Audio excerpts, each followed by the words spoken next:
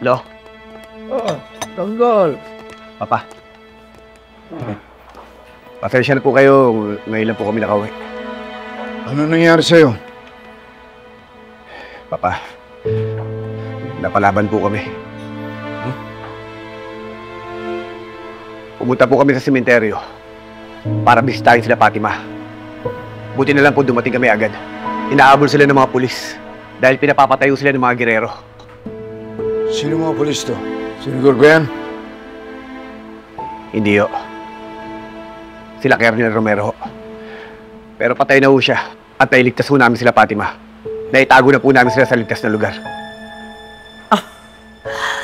Honestly, Tanggol, hindi ko talaga maintindihan kung bakit nag-aaksaya ka ng panahon dyan sa pamilyang yan. Ilan lang ba sila? 4? Sinusugal mo ang buhay mo para sa 4 na boto? They've already served their purpose. Bahala na sila sa buhay nila. Olivia, hindi sila mga basura na pagkatapos natin gamitin ay itatapon na lang natin sila.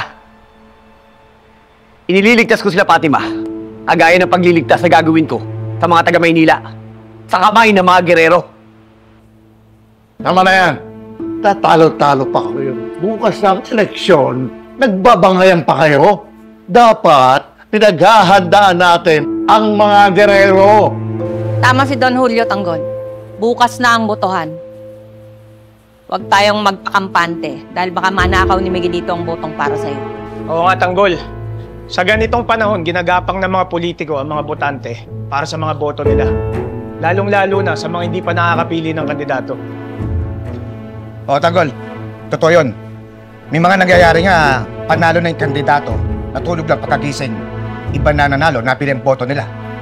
Hindi naman natin masisi yung mga tao dahil hirap ang buhay nila. Tanggol, dapat siguro mag-focus ka sa eleksyon.